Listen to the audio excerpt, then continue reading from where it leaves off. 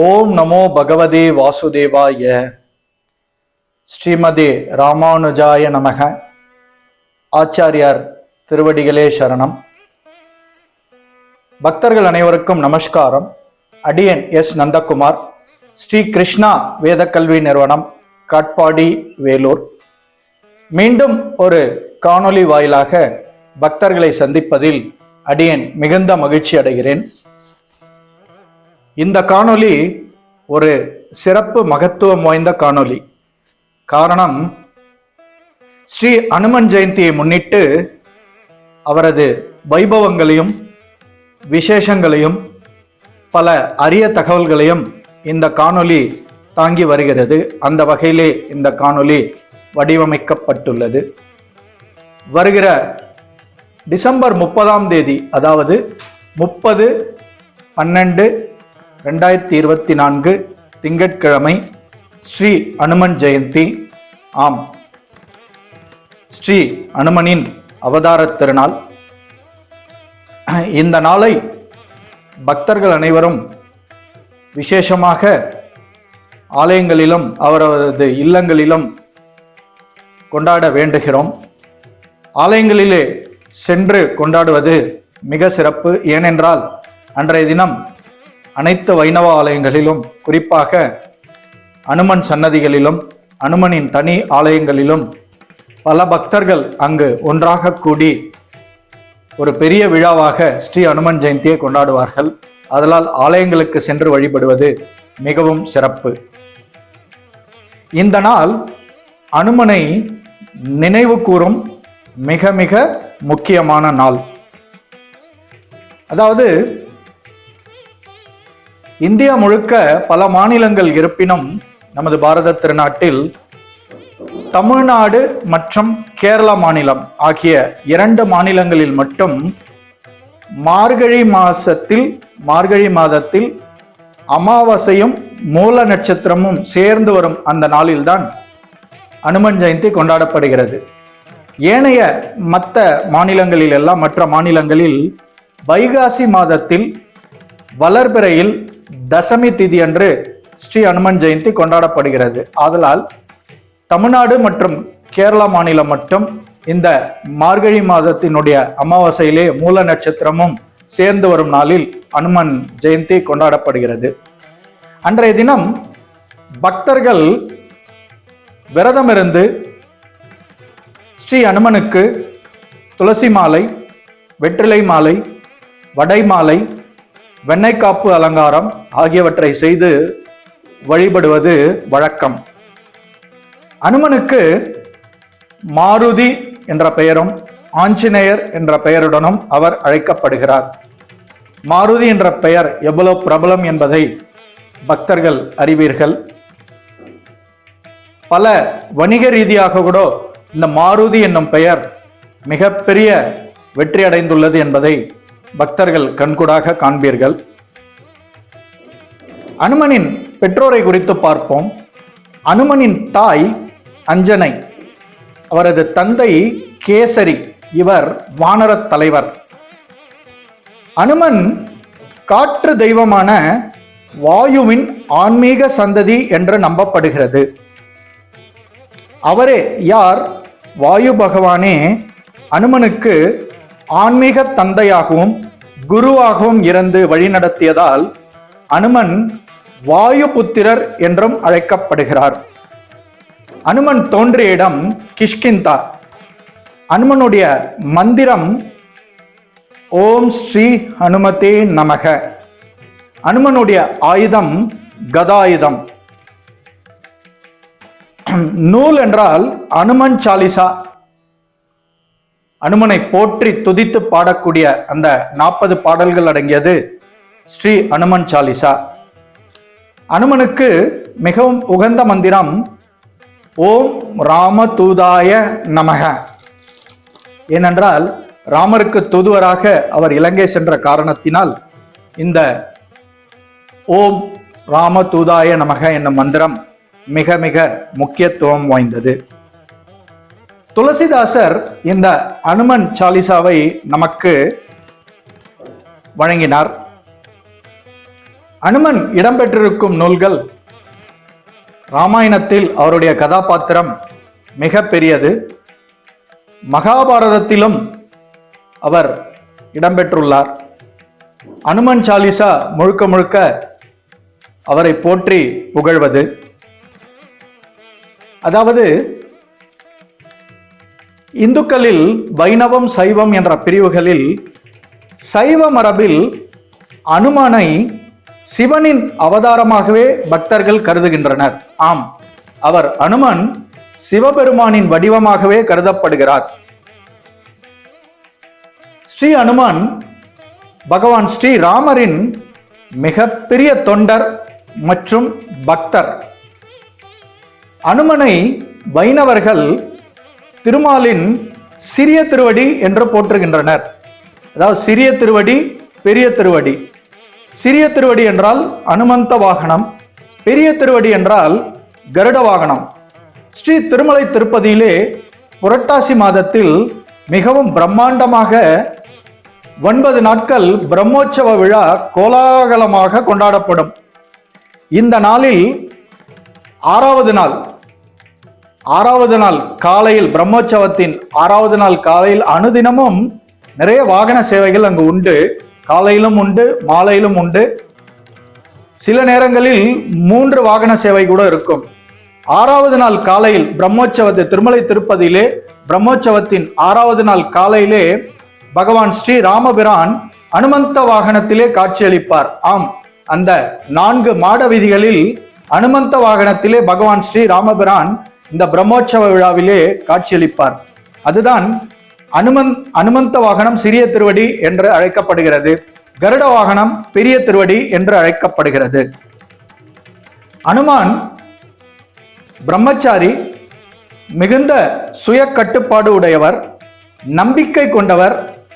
ஒரு காரணத்திற்காக தனது வாழ்க்கையை அர்ப்பணிப்பதற்கு எப்படி அர்ப்பணிக்க வேண்டும் என்பதை பக்தர்களுக்கு எடுத்துக்காட்டிய ஒரு மாபெரும் அவதாரம்தான் ஸ்ரீ அனுமர். அனுமர் சிறுவயதில் பசியால் வாடிய போது அவருக்கு மிகுந்த பசி. சூரிய பகவானை பழுத்த பழம், அதாவது காலை நேரத்திலே உதிக்கும் அந்த சூரிய பகவானை பழுத்த பழம் என நினைத்து சாப்பிட வானிலே தாவினார்.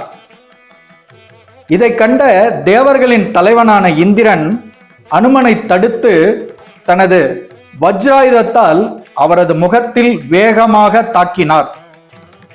அனுமன் தாடையில் அடிபட்டு அவர் கீழே விழுந்து விடுகிறார். இதனால் அவரது தந்தையான, அதாவது அவரது ஆன்மீக தந்தையான வாயு பகவான், யார் வாயு பகவான்? அவர்தான் காற்றுக்கு சொந்தக்காரர். வாயு பகவான் வருத்தமடைந்து காற்றையே நிறுத்தி விடுகிறார். அனைவரும் மூச்சு விட முடியாமல் சிரமப்படுகின்றனர். காற்றினுடைய பற்றாக்குறையால் துன்பமுற்ற அனைத்து உயிரினங்களும் இந்த பிரச்சனையை சிவபெருமானிடம் சென்று முறையிடுகின்றனர். யாரிடம் முறையிடுகின்றனர்? சிவபெருமானிடம் சென்று முறையிடுகின்றனர்.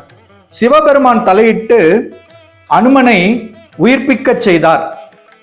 இதனால் வாயு பகவான் மீண்டும் காற்றை அனைவருக்கும் வழங்கினார். அனுமன் பெற்ற வரங்கள் ஏராளமான வரங்கள். அதில் சிலவற்றை இங்கே குறிப்பிடுவதில் அடியேன் மிகுந்த மகிழ்ச்சி அடைகிறேன். அதாவது இந்திரன் அனுமனுக்கு அருளிய வரம், இந்திரனின் வஜ்ராயுதம் போல அனுமனின் உடல் வலிமையாக இருக்கும் என முதலில் சிவபெருமான் வரமளித்தார். சிவபெருமான் அளித்த வரம், இந்திரனின் வஜ்ராயுதம் போல அனுமனினுடைய உடலும் மிகவும் வலிமை வாய்ந்ததாக இருக்கும் என்ற முதல் வரத்தை சிவபெருமான் அனுமனுக்கு அருளினார். அடுத்ததாக வஜ்ராயுதத்தால் ஸ்ரீ அனுமனுக்கு எந்த தீங்கும் ஏற்படாது என்று இந்திரன் வரமளித்தார். அக்னி, நெருப்புக்கு அதிபதியான அக்னி தேவன், நெருப்பினால் ஸ்ரீ அனுமனுக்கு எந்த தீங்கும் ஏற்படாது என வரமளித்தார். அடுத்தது நீருக்கு அதிபதியான வருண பகவான், நீரினால் ஸ்ரீ அனுமனுக்கு எந்த தீங்கும் ஏற்படாது என வரமளித்தார். வாயு பகவான் காற்றினால் அனுமனுக்கு எந்த தீங்கும் ஏற்படாது என வரமளித்தார். பிரம்மதேவர் அனுமன் தன்னால் நினைத்த இடத்திற்கு நினைத்த நேரத்திலே நினைத்த மாத்திரத்திலே செல்லலாம் என்ற மாபெரும் வரத்தை அளித்தார். இப்படிப்பட்ட பல வரங்களுக்கு சொந்தக்காரர் தான் ஸ்ரீ அனுமான். சிவபெருமான் உட்பட, பிரம்மதேவர் உட்பட, இந்திரன் உட்பட, அக்னி தேவர் உட்பட, வருண பகவான் உட்பட அனைவரும் ஸ்ரீ அனுமனுக்கு மிக சிறந்த வரங்களை அருளியதனால் அவர் ஒரு மாபெரும் சக்தி படைத்த பகவானின் மிகப்பெரிய பக்தராக திகழ்ந்தார்.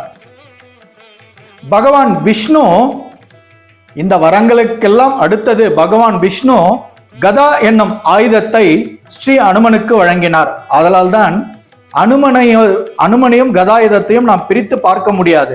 அனுமன் என்றாலே கதாயுதம் தான் நம்முடைய நினைவுக்கு வரும். எப்பொழுதுமே அவருடைய கையில் கதாயுதம் இருக்கும். ஏனென்றால் பகவான் ஸ்ரீ விஷ்ணு வழங்கிய கதாயுதம் அது. அதனால் தான் அந்த கதாயுதமும் எப்பயுமே கதாயுதம் அனுமனுடைய கையில் இருக்கும். இந்த அனைத்து வரங்களினாலும் ஸ்ரீ அனுமன் ஒரு சிரஞ்சீவியாகவும் தனித்துவமான சக்திகளையும் பலத்தையும் கொண்டவராக விளங்கினார். ஆம், அவர் ஒரு மாபெரும் சக்தி படைத்தவர், பகவானின் மிகப்பெரிய பக்தர். அனுமனின் வீர தீர செயல்களை போற்றும் ராமாயண காவியத்தில் சுந்தரகாண்டத்தில் அனுமனின் வீர தீர செயல்கள் முழுவதுமாக விவரிக்கப்பட்டுள்ளன. ஆதலால் தான் சுந்தரகாண்டத்தை நாம் பாராயணம் செய்வது, படிப்பது மிகவும் சிறந்தது.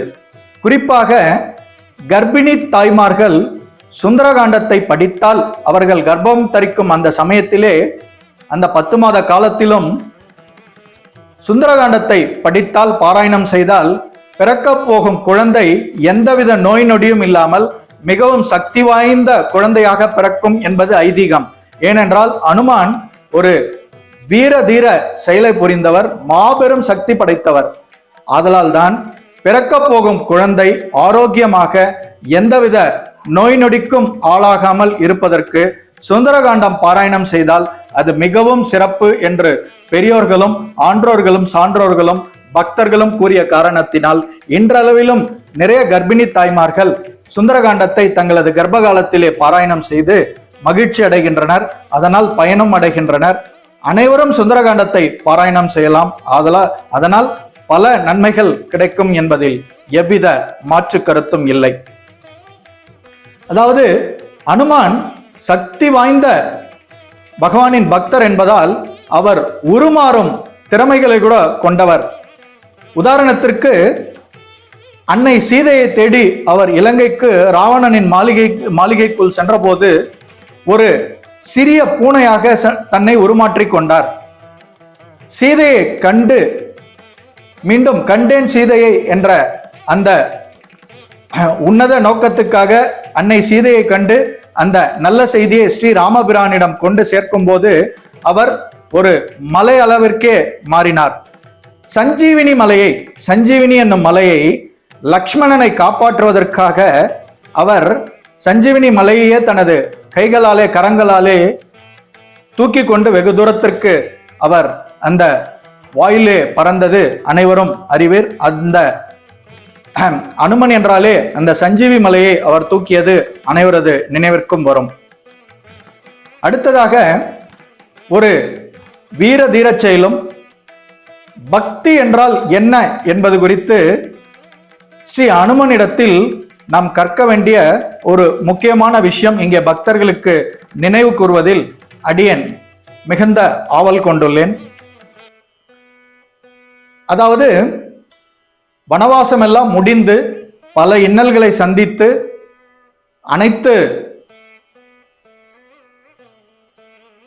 அனைத்து கஷ்டகாலங்களும் நீங்கிய பின் ஸ்ரீ ராமபிரானும் அன்னை சீதாதேவியும் பரதர் லக்ஷ்மணர் உட்பட அனைவரும் பேரானந்தத்துடன் ஸ்ரீ ராமபிரானுடைய பட்டாபிஷேகத்துக்கு ஆவலுடன் அனைத்து அரசர்களும் வந்து காத்து கொண்டிருக்கின்றனர். அந்த பட்டாபிஷேகமும் இனிதே அரங்கேறியது. அப்பொழுது அந்த பட்டாபிஷேகம் எல்லாம் நடந்து முடிந்த பிறகு ஒவ்வொருவராக பகவான் ஸ்ரீ ராமபிரான் காட்டிலே வனவாசம் எழுந்த போது யாரெல்லாம் உதவி புரிந்தார்களோ, யாரெல்லாம் இந்த பட்டாபிஷேகத்திற்கு காரணமாக இருந்தார்களோ அவர்களை கௌரவிக்கும் வகையிலும் நன்றி கூறும் வகையிலும் பல பாராட்டுதல்களும் பரிசளிப்புகளும் அங்கே நடைபெறுகின்றன. அப்போது அன்னை சீதா தேவி ரத்தினங்கள் பதித்த ஒரு விலை உயர்ந்த ஒரு மாலையை ஸ்ரீ அனுமனுக்கு பரிசாக வழங்குகிறார். ஸ்ரீ அனுமான் அதை பெற்றுக்கொண்டு ரத்தினங்களை தனித்தனியே எடுத்து ஒவ்வொரு ரத்தினத்தையும் சற்று உருட்டி காண்கிறார், உருட்டி அதை காண்கிறார். கிட்ட பார்வையிலே காண்கிறார். என்ன பார்க்கிறார் என்றால், அதில் ராமரும் பகவான் ஸ்ரீ ராமரும் அன்னை சீதா தேவியும் தெரிகிறார்களா என்று பார்க்கிறார். அப்போது சிலர் நகைச்சுவையுடன் உன்னகிக்கின்றனர். என்ன, ஒரு மாலையிலே ஒரு மணியிலே போய் எப்படி பகவான் தெரிவார் என்று அவர்கள் பார்க்கும் அந்த நேரத்திலே தன்னுடைய மார்பை திறந்து ஸ்ரீ ஆஞ்சநேயர் காட்டுகிறார். தன்னுடைய மார்பை திறந்து ஸ்ரீ அனுமன் காட்டுகிறார். அந்த மார்பிலே ஸ்ரீ ராமரும் அன்னை சீதா தேவியும் அங்கே குடிகொண்டிருக்கின்றனர். இது புராண கதையாக இருந்தாலும் இதை நாம் நம்முடைய மார்பை திறந்து காட்ட முடியாது. ஏனென்றால் நாம் மானிட பிறப்புக்கள். அங்கே பகவானின் மிகப்பெரிய பக்தரான ஸ்ரீ அனுமான், நாம் ஸ்ரீ அனுமனையும் பகவானாகவே தான் பாவித்து வணங்குகிறோம். ஆதலால் ஸ்ரீ அனுமான் அந்த தன்னுடைய மார்பை திறந்து காட்டிய போது அனைவரும் ஆச்சரியப்பட்டனர். இதில் நாம் புரிந்து கொள்ள வேண்டிய கருத்து என்னவெனில், பக்தி நம்முடைய நெஞ்சுக்குள்ளே இருக்க வேண்டும். பக்தி எங்க இருக்க வேண்டும்? நெஞ்சுக்குள்ளே இருக்க வேண்டும். அதனால் தான் பெரியவர்கள் கூறுவார்கள், நீ எதை செய்தாலும் மனம் உவர்ந்து செய், மனமார்ந்து எந்த செயலையும் செய்ய வேண்டும். ஒருவருக்கு ஒரு வாக்களித்தாலும் சரி, ஒரு காரியத்தில் ஈடுபட்டாலும் சரி, எதை செய்தாலும் மனம் உவர்ந்து செய்ய வேண்டும். அப்படி என்றால் மனதிலே அந்த சிந்தனை குடிகொண்டிருக்க வேண்டும். இங்கே ஸ்ரீ அனுமனால் இங்கே எடுத்து காட்டப்படும் ஓமை என்னவெனில், பகவான் ஸ்ரீ ராமரும் அன்னை சீதா தேவியும் அவருடைய நெஞ்சுக்குள்ளே குடிகொண்டிருந்தனர். அதை அனைவரும் காணும் வகையில்தான் அந்த தன்னுடைய மார்பையே அவர் திறந்து காட்டினார். இதுதான் ஒரு மிகப்பெரிய எடுத்துக்காட்டு. எப்படி நாம் ஒரு காரியத்தில் ஸ்ரத்தையாக இருக்க வேண்டும், குறிப்பாக பக்தியில் நாம் ஸ்ரத்தையாக இருந்தாலே நல்லொழுக்கங்கள் நமக்கு கிடைக்கப்பெறும். அதன் மூலம் நல்ல கருத்துக்களும் நல்ல செயல்களும், நம்மை நல்ல நண்பர்களும் உறவினர்களும் அனைத்து நம்முடைய சுற்றமும் நட்பும் ஏறக்குறைய பகவானுடைய அந்த அருளினால் அனைத்துமே நமக்கு நன்மையாக நடக்கும் பட்சத்தில் நாம் நிறைய காரியங்களை சாதிக்க முடியும். ஏனென்றால் நம்முடைய பக்தி நெஞ்சுக்குள்ளே இருக்கிறது, மனதுக்குள்ளே இருந்து அந்த பக்தி உதிக்கிறது. ஏனென்றால் பகவான் அங்கே குடிகொண்டிருக்கிறார். இதுதான் ஸ்ரீ அனுமன் தன்னுடைய மார்பை திறந்து காட்டியதற்கான மைய கருத்து இங்கு புரிந்து கொள்ளப்பட வேண்டும். அடுத்ததாக மகாபாரத காவியத்திலும் ஸ்ரீ அனுமான் இடம்பெற்றுள்ளார்.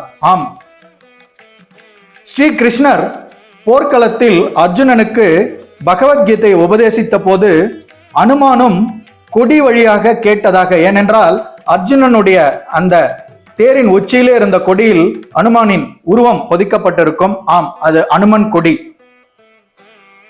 அர்ஜுனனும் கிருஷ்ணரும் தேரில் இருந்து கீழே இறங்கிய பின் கிருஷ்ணர் அனுமனிடம் இதுவரை தேரின் கொடியாக இருந்தமைக்கு நன்றி சொல்லிட, உடனே அனுமன் தன் உருவினை காட்டி கிருஷ்ணரை, இதுவரை நீங்கள் உபதேசித்த அனைத்து விஷயங்களையும் கொடியிலிருந்து நான் கேட்டுக்கொண்டிருந்தேன்.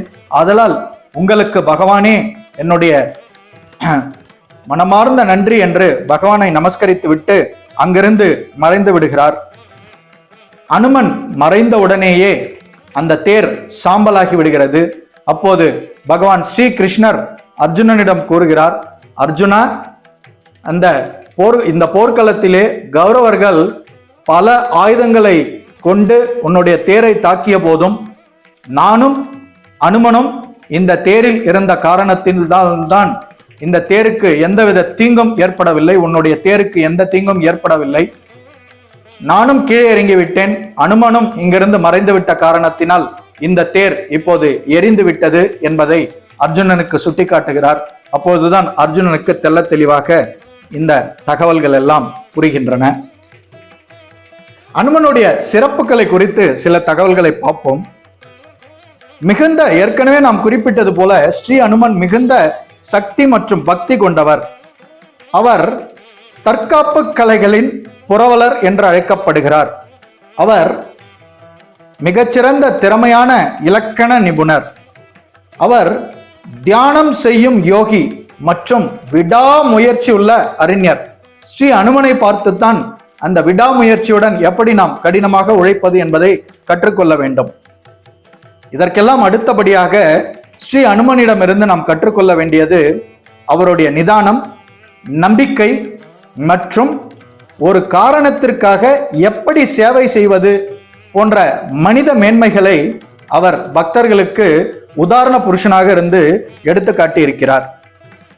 இவையெல்லாம் அனுமனுடைய சிறப்புகள். அவர் புரிந்த வீர தீர செயல்களில் சிலவற்றை பக்தர்களுக்கு நினைவு கூர்ந்தோம். ஏனென்றால் ஸ்ரீ அனுமனுடைய விசேஷங்களையும் பொக்கிஷங்களையும் விளக்க வேண்டும் என்றால் 1 மணி நேரமோ 1 நாளோ போதாது. ஏனென்றால் அவ்வளவு விஷயங்களை நாம் ஸ்ரீ அனுமன் குறித்து இங்கே அவருடைய புகழை நாம் பாட முடியும். இது ஒரு சிறிய காணொளி என்பதால் ஸ்ரீ அனுமன் ஜெயந்தியை முன்னிட்டு சில முக்கிய தகவல்களை மட்டும் பக்தர்களுக்கு அடியேன் தொகுத்து வழங்குவதில் பெருமைப்படுகிறேன். இது பகவான் என எமக்கிட்ட கட்டளையாகவே நான் கருதுகிறேன். அடுத்ததாக அனுமனுக்கு என்னென்ன நாம் சாற்ற வேண்டும், அந்த சாற்றுக்கள் குறித்து பார்ப்போம். வெற்றிலை மாலை அனுமனுக்கு ஏன் சாற்றப்படுகிறது என்றால், இலங்கையில் அசோகவனத்தில் சீதா தேவி அனுமனை ஆசீர்வதிக்க நினைத்தார். ஏனென்றால் ஸ்ரீ ராமபிரானின் தூதுவன் அனுமன் என்பதை அவர் அன்னை சீதா தேவியிடம் நிரூபித்து விட்டார். எப்படி என்றால், பகவான் ஸ்ரீ ராமரின் ஒரு மோதிரத்தை அங்கே அன்னை சீதா தேவியிடம் அவர் காட்டுகிறார். அப்பொழுதுதான் அன்னைக்கு தெள்ள தெளிவாக புரிந்து விட்டது இவர் பகவான் ஸ்ரீ ராமரின் தூதர் தான் என்று.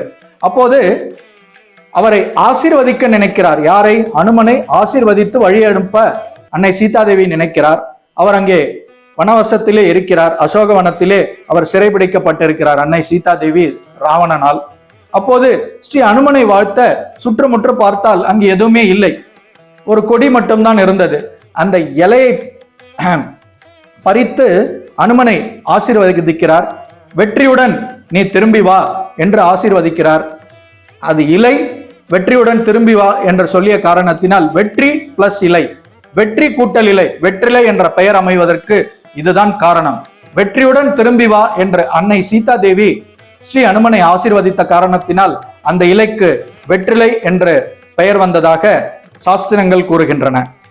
அடுத்ததாக அனுமன் மிக இன்னல்களை சந்தித்த காரணத்தினால் இலங்கையே பற்றி எரிகிறது. இருந்தாலும் அவர் பெற்ற வரத்தினால், அக்னி பகவான் அவருக்கு கொடுத்த வரத்தினால் அவருக்கு ஒரு தீங்கும் ஏற்படவில்லை. சில காயங்கள் மட்டும் அனுமனுக்கு ஏற்படுகின்றன. ஆனால் அந்த நெருப்பிலே இருந்து சற்று சூடு உடம்பு முழுதும் பரவியதல்லவா, அந்த சூடு தணிவதற்காகவும் காயங்கள் ஆறுவதற்காகவும் அன்னை சீதா தேவியால் ஸ்ரீ அனுமனின் உடல் முழுவதும் வெண்ணெய் தடவப்பட்டது. அதற்காகத்தான் ஸ்ரீ அனுமனுக்கு வெண்ணெய் காப்பு சாற்றி நாம் ஆனந்தப்படுகிறோம். வெற்றிலை மாலை குறித்த அந்த ஐதீகத்தையும், ஏன் வெண்ணெய் சாற்றப்படுகிறது என்கிற ஐதீகத்தையும் கண்டோம். அடுத்ததாக வடை மாலை ஏன் ஸ்ரீ அனுமனுக்கு சாற்றப்படுகின்றது என்றால், நவகிரகங்களில் உளுந்து ராகுவுக்குரிய தானியம். ராகுவாலும் சில கெடுதல்கள் ஏற்படும் என்ற காரணத்தினால் அதை போக்க, அந்த கெடுதல்களை போக்க, அவருடைய அந்த தாக்கத்தில் இருந்து தப்பிக்க உளுந்தை நன்றாக அரைத்து வடை செய்து அதை மாலையாக்கி ஸ்ரீ அனுமனுக்கு அணிவித்து வழிபட்டால் ராகு தோஷம் நீங்கும் என்பது ஐதீகம். தோலுடன் கூடிய கருப்பு உளுந்து இருந்தால் அது மேலும் பொக்கிஷம், மேலும் அது சிறப்பு என்பது ஐதீகம். அடுத்ததாக அனுமனுக்கு பிடித்த மந்திரங்களை நாம் ஏற்கனவே கூறினோம். அனுமன் சாலிசா, ஓம் ஹனுமதே நமக, ஓம் ராமதூதாய நமக. அடுத்ததாக விஷ்ணு சகசர நாமத்திலே இருக்கும் அந்த 4 வரிகள், ஸ்ரீராம ராம ராமேதி ரமே ராமே மனோரமே சகஸ்ரநாம தத்துல்யம் ராமநாம வராணனே. இப்படிப்பட்ட மந்திரங்களையும் பகவான் ஸ்ரீராமரையும் பகவான் ஸ்ரீ கிருஷ்ணரையும் நாம் வழிபட்டால் அங்கு அனுமனும் நம்மோடு வந்து சேர்ந்து கொள்வார் என்பது ஐதீகம். எங்கெல்லாம் ஸ்ரீ ராமநாமமும் ஸ்ரீ கிருஷ்ணநாமமும் உச்சரிக்கப்படுகிறதோ அங்கே அனுமனும் பக்தர்களோடு சேர்ந்து அந்த உச்சரிப்புகளை கேட்டு ஆனந்தம் அடைவார் என்பது ஐதீகம். அனுமனை நாம் வழிபட்டால் சிவனையும் பெருமாளையும் ஒரு சேர வழிபட்ட அருள் நமக்கு கிடைக்கும் என்று சாஸ்திரங்கள் கூறுகின்றன. அடுத்ததாக அனுமனை வழிபட எந்தெந்த நாட்கள் மிக சிறந்தது என்பதை பார்ப்போம். அனுமனை வழிபட செவ்வாய் மற்றும் சனிக்கிழமைகள் மிகவும் உகந்த தினங்களாகும். ஆம், வாரத்தின் இந்த 2 நாட்களும் அவரை வழிபட மிக சிறந்த நாட்கள். துளசி மாலை அனுமனுக்கு மிகவும் பிடிக்கும். அவருக்கு சாற்றிய துளசி மாலையை நாம் அனைவருக்கும் பிரசாதமாக வழங்கி ஆனந்தம் அடையலாம். நாமும் அந்த துளசி மாலையை பிரசாதமாக உட்கொள்ளலாம். அனுமனுக்கு மிகவும் பிடித்த நிறம் சிவப்பு. அனுமன் பிறந்த தினம் செவ்வாய் என்பதால் செவ்வாய்க்கிழமை ராகு காலத்தில் எலுமிச்சை விளக்கு ஏற்றி அனுமனை வழிபடுவது மிகவும் சிறப்பு. அடுத்ததாக அவருக்கு செந்தூரம், அனுமனுக்கும் செந்தூரத்துக்கும் உண்டான தொடர்பு குறித்து காண்போம். அன்னை சீதாதேவி அங்கே அசோகவனத்திலே இருந்தபோது பகவான் ஸ்ரீராமரின் ஆயுளை நீட்டிப்பதற்காக செந்தூரத்தை தன்னுடைய நெற்றியிலே இட்டுக் கொண்டார். இதை கண்ட அனுமான் இதை குறித்து அன்னை சீதாதேவியிடம் வினவிய போது அவர் இந்த கருத்தை கூறியதால் தானும் உடல் முழுவதும் செந்தூரத்தை அவர் தடவிக்கொண்டார். ஏனென்றால் இதனால் பகவான் ஸ்ரீராமரின் ஆயுள் நீடிக்கும் என்பது அவருடைய நம்பிக்கை. இதனால் தான் செந்தூரத்தை அவருக்கு ஸ்ரீ ஆஞ்சநேயருக்கும் ஸ்ரீ அனுமனுக்கும் சாற்றி நாம் அந்த செந்தூரத்தை நம்முடைய நெற்றியில இட்டுக் கொள்கிறோம். குறிப்பாக செந்தூரத்தை இட்டுக்கொண்டால் கன்னி பெண்கள் அவர்களுக்கு விரைவில் திருமணம் கூடும். திருமணமானவர்கள் இதை இட்டுக்கொண்டால், குறிப்பாக பெண்கள் இட்டுக்கொண்டால் அவர்களுடைய கணவன்மார்களின் ஆயுள் நீட்டிக்கும். அனைவருக்கும் ஆயுள் இதனால் விருத்தி ஆகும். பல ஆண்டுகள் நோய் நொடி இல்லாமல் நாம் ஆனந்தமாக வாழ முடியும் என்பதற்காகத்தான் இந்த செந்தூரத்தை நாம் நெற்றியிலே இட்டுக் கொள்கிறோம். அனுமன் ஜெயந்தி அன்று நாம் புரிய வேண்டிய விஷயங்கள்: அன்றைய தினம் விடியற்காலை எழுந்து குளித்துவிட்டு ஆலயத்துக்கு சென்று அனுமன் சாலிசா மற்றும் சுந்தரகாண்டம் பாராயணம் செய்வதில் மிக மிக மிக சிறப்பு. இதை 2ஐயும் பாராயணம் செய்தால் மிக மிக சிறப்பு. எங்கெல்லாம் ராமநாமமும் ஏற்கனவே கூறியது போல பஜனைகள் வாயிலாக, நாம் கீர்த்தனைகள் வாயிலாக எங்கெல்லாம் ராமநாமத்தையும் கிருஷ்ணநாமத்தையும் அரங்கேற்றுகிறோமோ அங்கே அனுமான் சேர்ந்து ஆனந்தம் அடைவார் என்பதுதான் புராணங்கள் நமக்கு உணர்த்தும் கூற்றுக்கள். அடுத்ததாக மிக மிக முக்கியமான விஷயம், நீங்கள் பக்தர்கள் புது வாகனமோ அல்லது புதுமனை புகுவிழாவோ ஏதாவது ஒரு பொருளை வாங்கும் பட்சத்திலோ இல்லை வெளியூர் பிரயாணங்கள் செய்யும் பட்சத்திலோ பகவான் ஸ்ரீ அனுமனரையும் ஸ்ரீ ஆஞ்சநேயரையும் ஸ்ரீ நரசிம்மரையும் வழிபடுவது மிகவும் சிறப்பு. பெரும்பாலான புராதன ஆலயங்களில் எங்கெல்லாம் ஸ்ரீ நரசிம்மர் ஆலயம் உள்ளதோ அங்கே ஸ்ரீ ஆஞ்சநேயர் ஆலயமும் இருக்கும். உதாரணத்திற்கு வைணவ திவ்ய தேசங்களில் ஒரு முக்கிய திவ்ய தேசமான ஷோலிங்கரிலே ஸ்ரீ நரசிம்மரனுடைய ஆலயம் மிக பிரம்மாண்ட ஆலயம். காரணம், மலை உச்சியில் அமைந்துள்ளது. அந்த மலைக்கு அருகிலேயே பெரிய மலை என்று ஸ்ரீ நரசிம்மரனுடைய மலையை அழைப்பார்கள். அடுத்ததாக சிறிய மலை, அந்த சிறிய மலையிலே ஸ்ரீ ஆஞ்சநேயர் குடிகொண்டுள்ளார். பெரும்பாலான ஆலயங்களில் எங்கெல்லாம் ஸ்ரீ நரசிம்மருடைய ஆலயம் தனியாக வீற்றிருக்கிறதோ அங்கே ஸ்ரீ ஆஞ்சநேயருக்கும் தனி சன்னதி இருக்கும் அல்லது தனி ஆலயம் இருக்கும். இதை பக்தர்கள் கண்கூடாக காணலாம். ஆதலால் நீங்கள் பிரயாணம் செய்யும் போதும் விபத்து போன்ற பல கொடிய விஷயங்களிலிருந்து நாம் தப்பிப்பதற்கு ஸ்ரீ அனுமனையும் ஸ்ரீ நரசிம்மரையும் வழிபட்டால் அவர்களுடைய அருள் நமக்கு பரிபூர்ணமாக கிடைக்கும். இதனால் நாம் சகல சௌபாகியங்களையும் அடைய முடியும். ஆதலால் இந்த அனுமன் ஜெயந்தி விழாவை பக்தர்கள் அனைவரும் ஒன்று சேர்ந்து மிகவும் சிறப்பாக கொண்டாடி மகிழ வேண்டும். பகவான் அருளுக்கு பாத்திரமாக வேண்டும் என்று அனைவரையும் வேண்டி வணங்கி கேட்டுக்கொள்கிறோம். ஹரே கிருஷ்ணா, ஹரே ராமா, சர்வம் கிருஷ்ணார்ப்பணம். ஜெய் ஸ்ரீராம்.